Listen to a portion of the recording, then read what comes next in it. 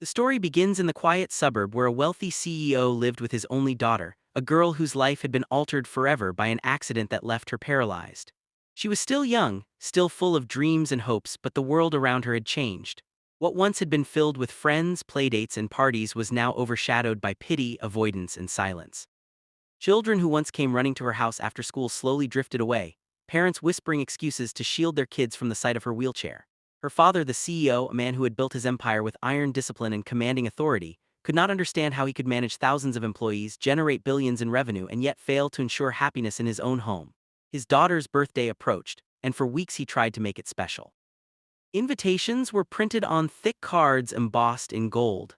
Expensive decorations were ordered, a huge cake was commissioned, entertainers were hired, and his mansion was prepared for a celebration that he hoped would show his daughter that she was still loved, still valued, still remembered. But the day arrived and the hours passed and not a single child came. The room filled with balloons stood empty. The clowns and magicians performed only for the staff. The music played in a hollow echo. And in the center sat the girl in her wheelchair, dressed in a beautiful gown chosen by her father, her hair carefully done by a stylist, her eyes glistening with the kind of sadness that comes when a child realizes she's been forgotten. The CEO stood by, his jaw clenched, his face pale with shame and anger. He could buy influence, he could command respect in boardrooms, but he could not force other children to come and share cake with his little girl. It was in that moment when silence seemed to choke the air that a small voice came from the doorway. A boy no older than the girl stood there in worn-out clothes, shoes scuffed from long walks and eyes that carried both caution and kindness. He was not one of the invited guests. In fact, he had not received an invitation at all. He was from a different part of town, the part the CEO's neighbors pretended did not exist. He was black, from a working-class family, and his presence in that mansion was as unexpected as it was unplanned. Yet he stood there looking at the balloons and the cake, then at the girl, and asked a question so simple it pierced through the heavy air like a blade. "Can I," he said softly, "can I come to your party?" The girl's eyes widened, not because of his words but because of the sincerity behind them. For the first time that day she felt seen. Not as the daughter of a powerful man, not as the paralyzed child pitied by others, but simply as a girl whose birthday mattered. Her lips curved into a small smile and she nodded. The boy stepped forward, awkward at first, unsure if he was allowed, but the girl's smile gave him courage. He picked up a balloon, made a silly face, and suddenly the party was real.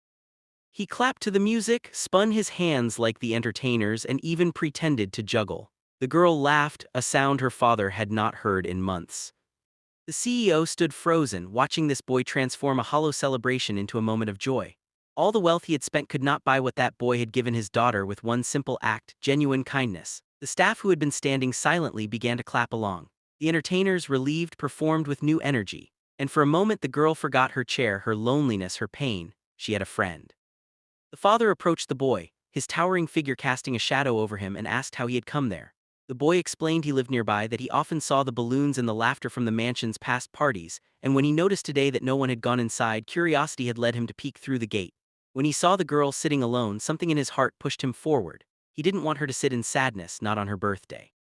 He didn't have a gift, he admitted, but he thought maybe his company could be one. The CEO's throat tightened. He had been surrounded by people who courted him for his money, his power, his reputation, yet this boy who had nothing gave everything that mattered.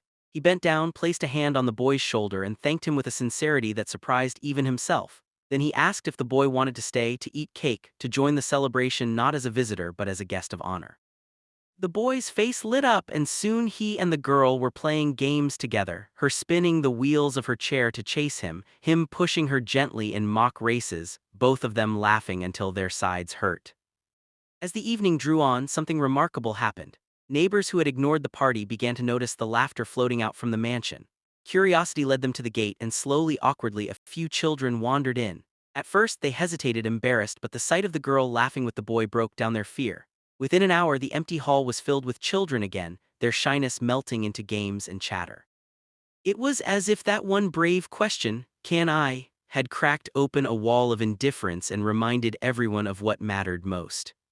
For the girl, that birthday became unforgettable. She did not remember the ones who ignored the invitation. She remembered the boy who showed up when no one else did. For the CEO it was a revelation. He had lived his life believing power lay in wealth and influence, but in his daughter's smile he saw that the true power lay in kindness, courage, and humanity.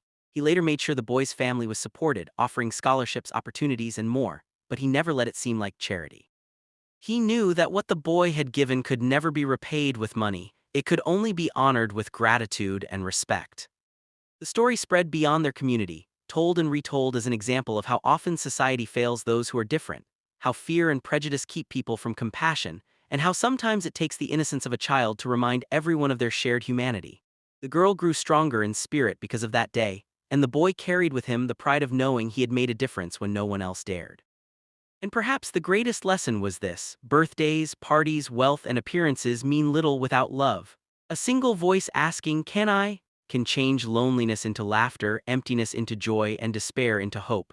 It is not the number of guests that defines a celebration, but the presence of those who truly care. That is why, even years later, when the CEO's daughter was asked about her childhood, she never spoke about the pain of being paralyzed or the silence of empty birthdays.